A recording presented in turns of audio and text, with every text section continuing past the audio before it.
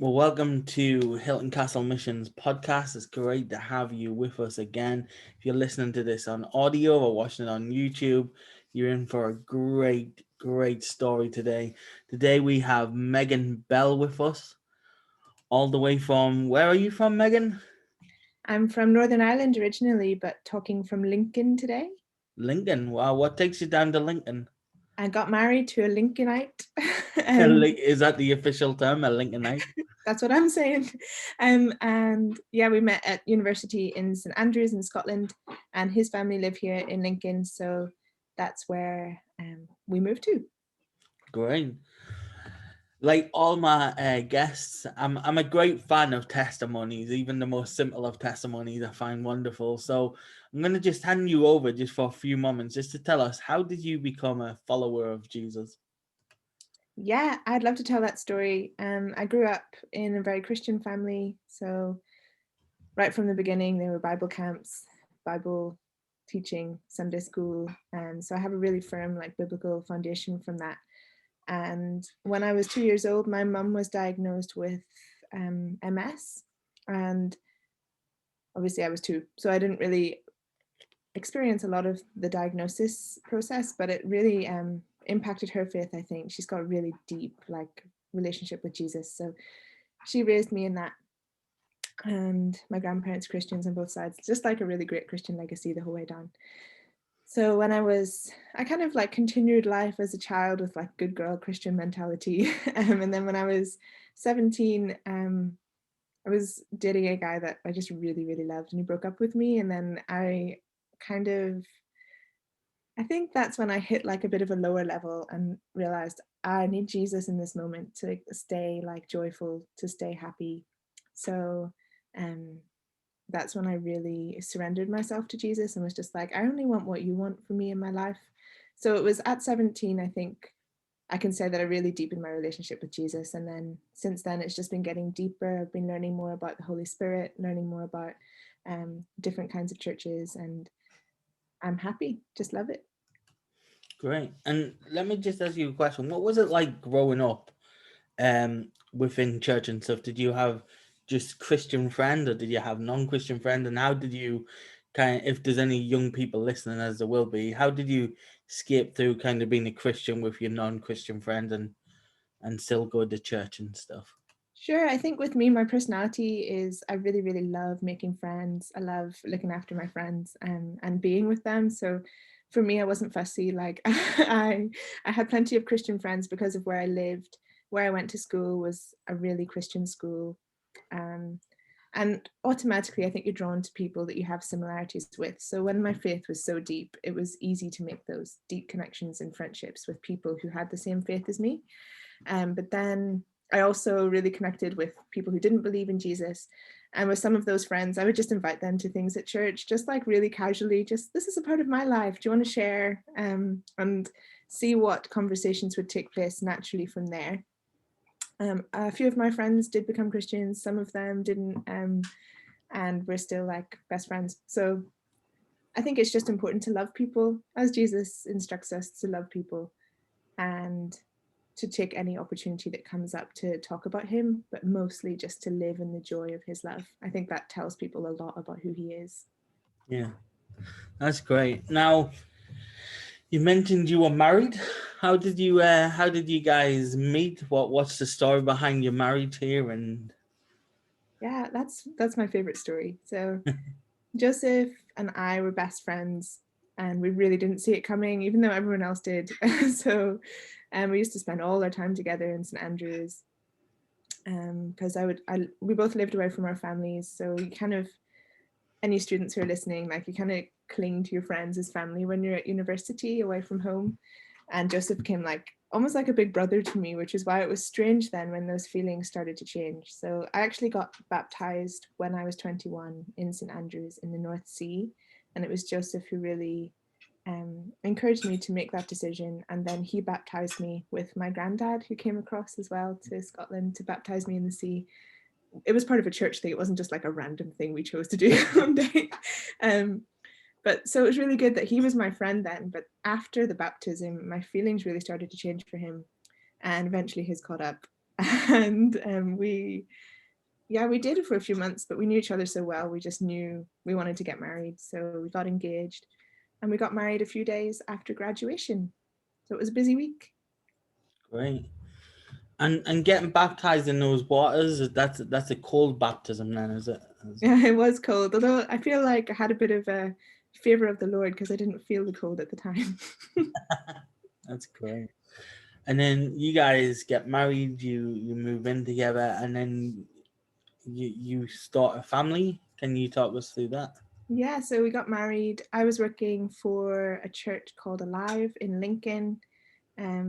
That's why we moved to Lincoln as well. I got that job and I really wanted to work with that church. And we just wanted to see what happened, really. So God really provided for us when it came to like rented housing and jobs, and kept us afloat. And we were just enjoying life, like hanging out with our friends and our family, because Joseph is the eldest of 13 children. Wow. Yeah, so a lot of his brothers and sisters are a similar age to us, and then they were getting married throughout those years as well. So that was in 2016 we got married. We're just having the time of our lives, I think. And then 3 years later, we got pregnant, and it was a really happy time for us. Great. And was there anything happening during that pregnancy or? Yeah, so we obviously found out we were pregnant, took a test, then found out in that order.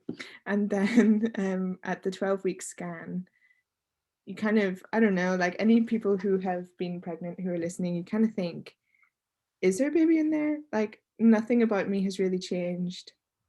I feel a bit tired, haven't seen this baby up close. So I went to the scan. I was kind of expecting someone to say, oh, the test was wrong, you don't have a baby.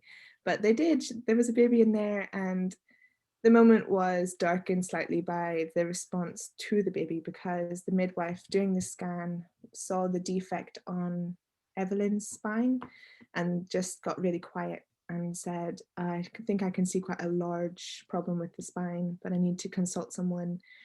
So we spent what could have been like an hour's appointment. We were there like all afternoon, talking to different consultants and waiting for news. And I think it was that afternoon was difficult because it was just hard to know how to process it, because you're going in thinking, is there even a baby? And then you're like, oh, I'm so happy there's a little baby in there. And then you think, oh, this could be like really life altering for us.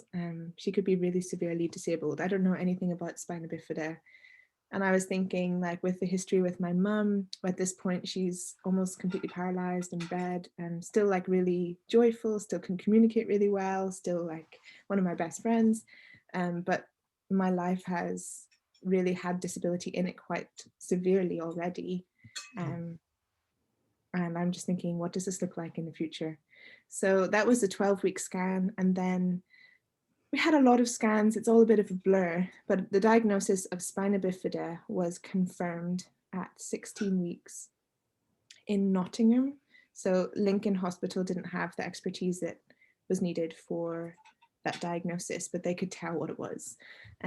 So we had to go to this doctor, and I just remember I waited we were in the waiting room, and I was looking around at the walls, and there were so many statistics on the walls about fetal termination. And I was thinking, okay, this is the closest I've come to this. The issue of abortion has always been on my mind, but this is when I'm like, oh, this is where this takes place. And before that, at different appointments, they had said, you know, with this defect on the spine, you can choose to terminate this pregnancy up to birth. And we'd always be like, no, like, we don't want to do that. We're Christians, like, we really believe that this is our child, whatever happens. And every single time they'd asked, and I was like, can I put this on the notes not to ask this question? But so when we went to our 20-week scan, the doctor was like scanning my tummy, and he was pointing out all of the problems, and he was just like, oh, the fetus is female, but look at her skull. It's like, it's the shape of a lemon. There's huge like fluid in the brain. She's probably going to have really severe learning difficulties. These are all the problems that she'll have. Do you want to terminate the pregnancy? And I'm just like, no, like, I don't want to.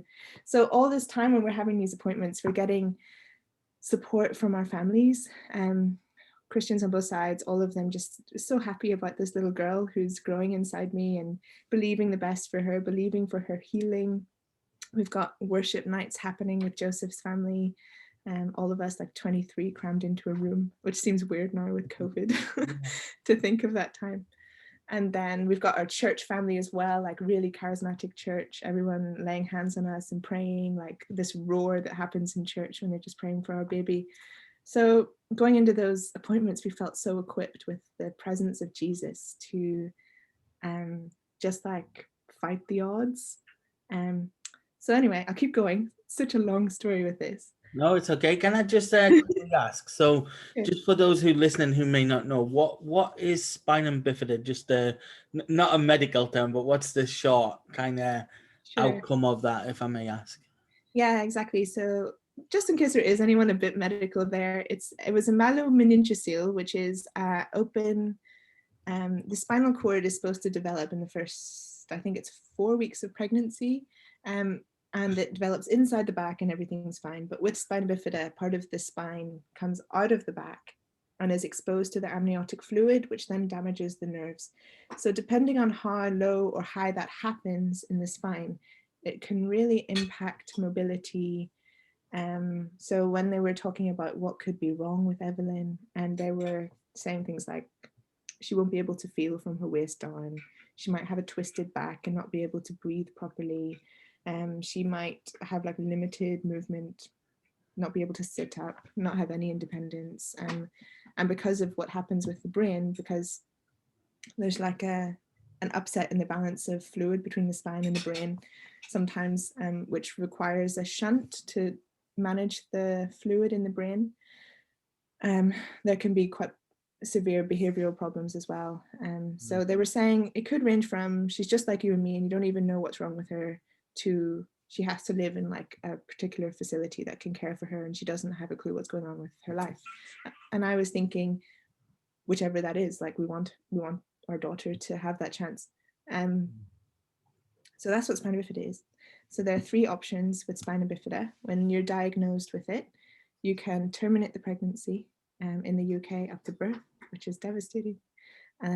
Or you can have surgery. The baby has surgery when they're born to correct the spine, which then, like obviously the spine just has to be inside the body. So that's what that surgery does. Or you have surgery while the baby's in the womb, which is a really groundbreaking surgery that's very new. And they go into the mother, into the baby, and they correct the spine there. And then the pregnancy continues theoretically for 3 more months so the baby can grow with the spine protected. So that limits, it doesn't cure it, but it kind of limits the impact of the amniotic fluid. So they might be slightly more able and not need a shunt and not have bladder problems. So we decided to go for that. So we had that surgery at 25 weeks in London. It's the only place you could have it at that time in the UK. And we went into hospital. It took 4 hours for them. They had to like lift my womb out of my body, go into it, correct the spine, and then sew everything back up like a cesarean. And I then recovered there for 7 days and then was sent home to be on very limited kind of bed rest for 3 months. But Evelyn arrived the day after we got home. So she was born at 26 weeks, which is one of the risks of the surgery, is preterm labor. It's not usually that early. But that's what happened. And so she just came as a surprise. Yeah, so the day after we got back, I was very unwell. And then eventually we went to the hospital at night and I had been in labor that whole day without realizing. Wow. And by the time we got to hospital, I was like ready. She was coming. So they had to rush me in for an emergency cesarean. They didn't have time for an epidural, so I was just put under general anesthetic. So it took them 5 minutes once they got her out of my body to, when she was born, to resuscitate her and have her. She was born blue, like really poor condition, and they had to put her in a plastic bag to keep her warm. They rushed her up to the neonatal intensive care unit in Lincoln, but they weren't equipped to deal with her, like to look after her. So they had to transfer her to Nottingham that night. So they stabilized her. It took them a while to stabilize her for travel, and then they took her in an ambulance. So I saw her for like a minute while I was on morphine. So I was really just out of it. She was in the box, like we didn't touch, and I just saw her, just her little red body, and I was thinking, oh my gosh, like what is going on? This baby is no longer inside me. It was just this mental process that was really hard. And she was transferred to Nottingham, and then I spent a day in Lincoln while she was in Nottingham. So this baby who had been growing in my body suddenly was like 40 miles away, I think. I don't know the exact distance. An hour's drive away anyway. So I really rushed my recovery from the second cesarean in a week that I'd had, and just wanted to get to her. So I was just like begging the doctors, just discharge me. So by the time we got to Nottingham, then I got an infection in my scar because I just hadn't healed. I hadn't given myself any time to heal. But yeah, I met Evelyn. For a really long time, we couldn't hold her. It took 10 days for her to become stable enough to be held. A week after she was born, like she was doing really well, way better than they thought. But the doctor who had delivered her had said that she wasn't going to do well. Like she said on that night, this baby's just had surgery, and now she's being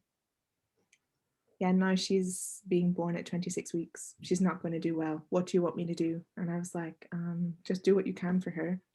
And then, so a week after she was born in Nottingham, then they told me that she needed to have another surgery for her bowel because she had perforated bowel.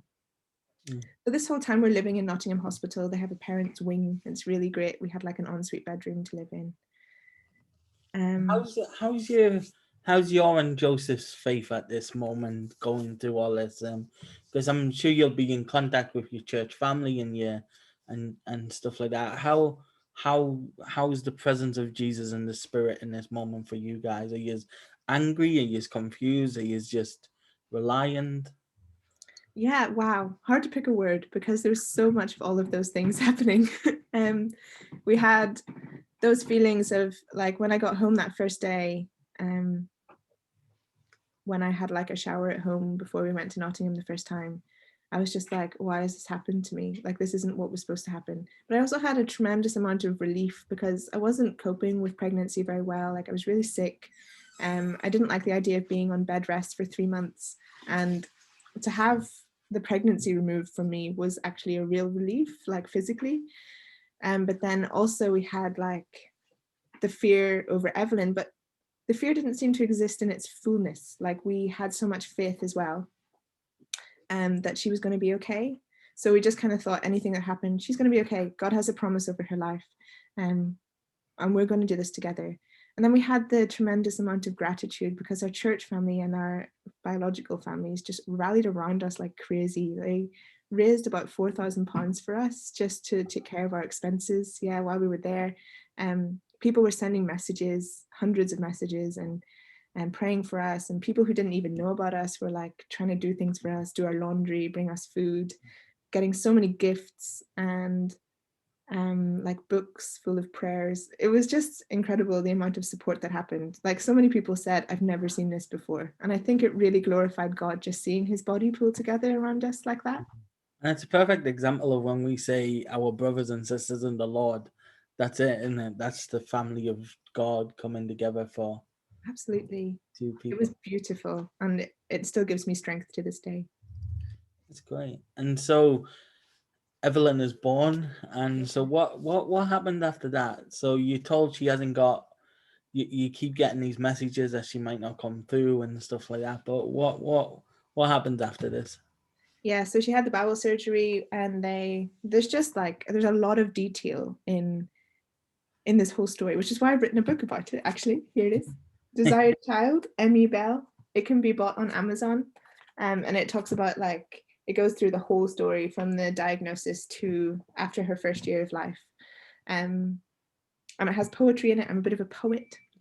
I am a poet, and journal entries as well because I keep a really devoted prayer journal. So there's a lot of vulnerability in this book because I wanted people to see what it's like to go through trauma with Jesus, and that he is present Joseph's just getting ready for work, sorry. I was just going to say, is that Joseph? Do you want to say hello? Hello there. Hiya, My Joseph. husband Joseph, father of Evelyn. Pleasure to meet you. Sorry, I'm between shifts at the moment, so I'm just trying to get ready discreetly out of the way. So, So yeah, you can continue getting ready if you I'll need to. see you later. Okay. So we only have one room in this house. Well, we don't, but it's the only room that we're working with at the moment. So she had the bowel surgery. Everything just ended up being like best case scenario. But at the same time, there was a lot of drama in all of the things. So the bowel surgery ended up being really quick and simple when it could have killed her. So it's just incredible. That was a miracle. And then we spent a lot of time in between Nottingham and Lincoln, depending on how fragile she was. So altogether, we spent 99 days in special care or intensive care with Evelyn, up until just after her due date. So she was just cooking in a different place, is what my mum kept saying. She's not cooked yet. So she got stronger as the time went on. She had to be fed through a feeding tube. She had a lot of breathing support. She was on the ventilator for a lot of that time, which then damaged her lungs. So she had to be on oxygen for a long time after she came out of hospital. Because she was born early, there was a problem with her heart, which is quite common with premature babies, but it didn't solve on its own. So she had to have heart surgery just before Christmas in 2019. And then just after that, she got another really common problem with her eyes for premature infants. It's actually what Stevie Wonder had, which made him go blind, but now they can do surgery. So they did laser eye surgery as well. So altogether in her life, in pregnancy and out, she's had 4 surgeries, and she recovered from each one miraculously well. So she was able to come out of hospital just after her due date and didn't need a shunt, didn't have any serious problems with her brain, is developing really normally with her brain. And right now, sorry, she has some limited mobility. So we're doing a lot of physio with her. She has some problems with her bladder, but that's really all. So when they were giving us the worst case scenario and the best case scenario, it's a lot closer to the best case scenario with her. So I'm really, really glad that we took the surgery option and that we kept her, and that she's in such a joyful part of our lives now. That's great. And so she's growing up well, and the best case scenario is what we're aiming towards.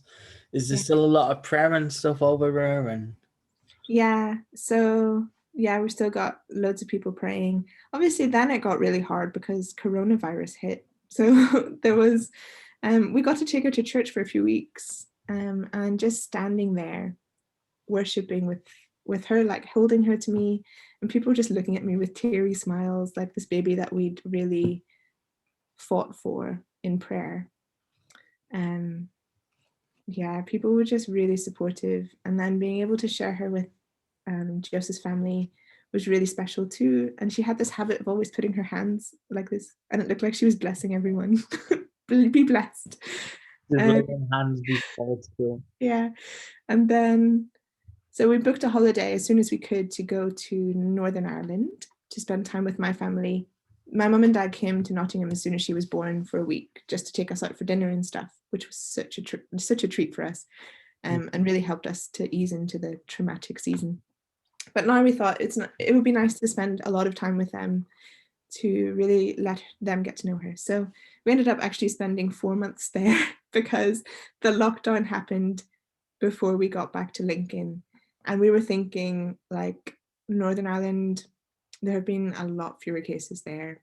And England is quite highly populated. And also where we live is in like a terraced house in a street, whereas my parents have a really spacious abode in the hills. So we thought we'll spend the lockdown here in Northern Ireland. And that was the best thing for us, because we'd spent those 3 months in hospital with Evelyn. This was like God giving us back that time plus some more to just like rest, to enjoy her. She was still on oxygen. She had a lot of health support there with children's nurses and health visitors, but we didn't have to go to appointments, have people poking her, which would have happened if things had been normal. Yeah. She would have had a lot of appointments. So yeah, we spent that time there. It was a really good rest. That's great. And just as you're telling the story, you can see God's hand on it all the way through, you know, and it's incredible because there's obviously people who don't know Jesus going through very similar traumatic situations and stuff. What would you say to someone who's going through this, who maybe knows Jesus or doesn't know Jesus, or someone who's just going through a traumatic time right now? What would you say to them? Yeah, so I would say that I really see how God has provided for us through so many different avenues. And some of those are Christian and some of those aren't Christian. So I can see like our church has provided for us and there's been a lot of prayer, but I also see, oh, he's back. I also see there are some charities that we're involved with, which just have really, really helped us. Like, not to mention the NHS in the UK is just an incredible provision to all of those surgeries. Like, we didn't have to pay for anything. We got to live in hospital that whole time. I was fed lunch and dinner every day because I was feeding her. So we're like feeding Evelyn through me. And there's also a charity called Shine for people with spina bifida, and they're massive support that help you fill in forms for like different benefits and income support that you need. Like, the list goes on and on. There's a crazy amount of support for parents with disabled children. It isn't just limited to churches. And yeah, I think because with spina bifida, I've heard so many stories of babies born with spina bifida who end up not being as ill as people like kind of project onto the parents when they're asking them to make a decision. And like, it's so difficult and everyone's different, but I really would say give the baby a chance. Like, you don't want to end that life before it has an opportunity to survive, like fight for survival, like Evelyn did at every opportunity. Yeah, I was about to ask you actually about that because it's not a hot topic really, but it kind of can be. So you guys would encourage people to not go down the route of kind of aborting the baby and stuff. That's Yeah, I really think especially with our like ideology and faith says that healing is always possible anyway. So if there's a medical or abnormality on a baby in the womb, that doesn't decrease their value. So for us, every child is valuable from the beginning. So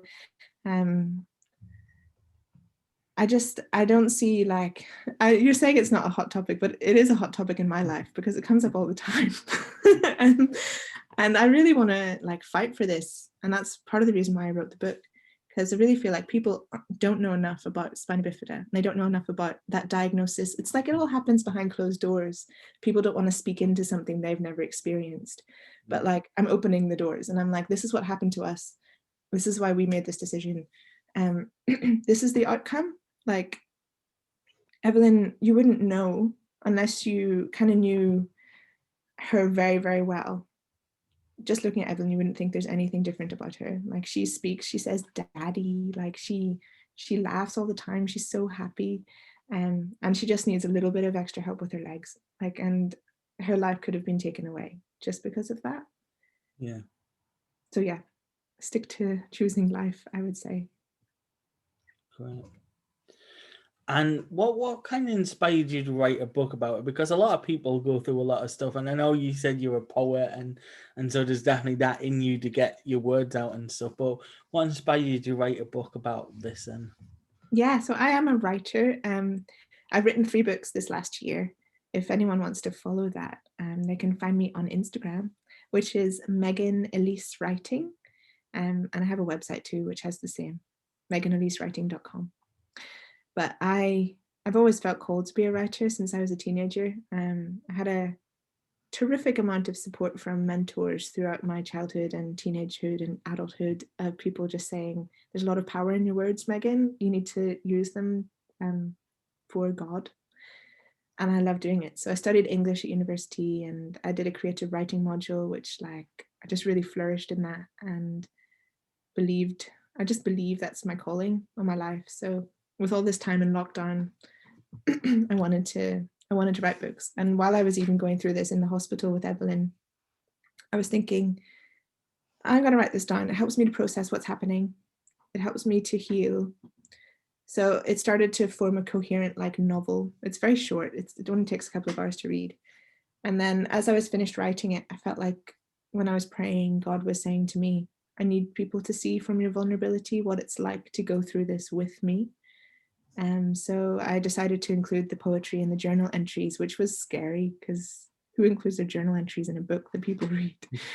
But I'm really glad I did that because people who have been reading it have said, I'm really inspired by this to go back through my own traumatic experiences with God and to find him in there, because I truly believe that's the only way that you can find healing from such grieving situations like that. Like a lot of pregnancy and motherhood was very different for me in ways that were devastating and really sad. But I feel like I'm healed from that and like I still trust God in that. So that's why I wanted to write it. And so looking back on trauma and seeing God in that, you say that helps people kind of deal and process with that? Yeah, definitely. There's it's like a philosophy idea, I guess, that our church follow. It's I don't know if you've heard of sozo, which is sozo is like, I think, oh, I should know this, but I think it's the Greek word for complete wholeness and healing. So in this sozo appointment, someone would guide you through like what's troubling you, where does that come from, like where was Jesus in that moment, and guide you through talking to the Father, Son, and Holy Spirit in traumatic moments, so that you can just find complete healing and wholeness in those. It's like great therapy. Yeah, just to see Jesus working stuff out for you. Yeah, it's really good. That's incredible. And so, when Evelyn grows up, do you think this will become part? It's obviously part of her story, but are you hoping that she shares this story as well and grows in faith in that way as well? Yeah, I think that would be really interesting to see how she takes it on when she grows up. Joseph and I are firm believers in like letting her choose her own way with all of the information that she needs. So I've written this book from a point of view of I don't want Evelyn to be embarrassed by anything that I write one day. She has her own personhood and her own life. So I really feel, I guess, prophetically in what I've heard about Evelyn, that she's going to speak for other children like her. And she's going to, hopefully, this story will save lives if people are more informed about spina bifida. I hope that fewer abortions will happen, because at the moment, 81% of spina bifida diagnoses end in abortion. 81? Wow. 81%. So, but in the UK, even for cleft lip or clubfoot, you can abort a baby. Yeah. So it's just crazy. Those statistics are mad. So I really hope that she will take on a bit of that mantle, but obviously I won't force her to. If she wants to have a quiet life, then she can do that too. Great. And how old is she now? So she's 1. So She's 1 year old. Wow. 1. Yeah, her corrected age is about 13 months. But because she was born 3 months early, her birthday is in October, but she was due in January. So she's kind of catching up now developmentally to some of the milestones of her actual age. But it's confusing to try and weigh that up at the moment. Okay. So there's her actual development and then obviously following up from that. Yeah, Great. yeah. Well, that's been wonderful and it's been great chatting with you. I do thank you for your time. And again, you just want to lift up your book and give us a plug. So that's Desired Child. I don't know if it's the right way around. I never know if things are going to be mirrored. No, But, that's fine. Yeah. so it has a little picture of me and Evelyn there. She couldn't join us today because she's busy napping. But inside you can just see. So Joseph and I published this together. We do that with books. And I have to say, I think it's a good read. And did Joseph have input in the book as well of what was? Yeah, Joseph designed the cover. So Joseph's brother owns a photography company and he took the photo. And then Joseph designed this cover and did all the formatting. But in terms of the writing, that was pretty much all me. I think Joseph has his own way of processing what happened. and he was tremendously peaceful and calm through it. But I think I don't know, we just can struggle in different ways at looking back at it and stuff. So I'm not sure what he'll do, but I wrote the book. That's great. And just one last question then, just because you are a couple, did it help, or was there times where you kind of struggled and you were separate, or was it easier to be together over this traumatic period, and how did that strengthen your relationship? That's a great question, because of all of the support that was raised for us financially, Joseph was able to leave work and come and live with me and Evelyn in hospital. So we spent a really long time, with then lockdown taking place after that, just spending 24/7 together. And because Joseph and I have a relationship that starts as just really loving time together and being best friends, that was a huge comfort to both of us, to have the company, to have the joy, and to be able to go out for like meals together and walks, and was really good. But as well as that, being cramped into a hospital room for months on end in a traumatic situation can get quite like stifling. But Joseph's personality is really peaceful, as I said before. I've never known him to be anything but calm. So there were moments when I was going a bit nuts, just like, I can't deal with this anymore. It's just another thing has happened. Like they've told us that she has to stay another week or something like that. And he would really talk me down from those, which was sometimes frustrating for me, but always necessary. So I think our marriage is so much stronger now than it was. And that's one thing I would say. A lot of marriages do end during time in NICU. And they advise you not to make any decisions during that time, any big decisions, because it's a very time slows down a lot. It's a really scary time, and you can process that trauma in different ways. But thanks to God and our families and our friends, and we always had what we needed to go for walks on our own, go for dinner with a friend, talk to people, get some prayer, and we ended up just in a really great place. I'm really thankful for that. Great. I'm thankful for you sharing your story. If it's all right, I'm going to pray for you. I'm going to pray for those who are watching and listening. And then once again, it's just been lovely. And I'm going to buy your book. I will buy your book. And thanks so much. Which is great. Let me just pray for you real quickly. Thank you. Father in heaven, I thank you for Megan. I thank you for Joseph. We thank you for Evelyn and the life that you brought out of this, Lord. I pray that you'll just bless and strengthen and grow this family in you, that they may reach more for the name of Jesus. And Lord, I just pray for those who are listening, for those who may not understand or grasp why they've kept a child, Lord. Won't you bless them and give them understanding of life? Mm-hmm. And it comes from you, Lord. I pray for those who are going through storms and maybe hearing this for the first time, Lord, that there is hope, and there's you. Where there's trauma, you are there. And we just thank you for that, Lord, that you never leave the boat, but you calm the storms. And we just pray in the name of Jesus, you'll bless and keep us until next time. Mm-hmm. Amen. Amen. Gosh, thank you so much for having us, for having me. No, it's been a Originally Joseph.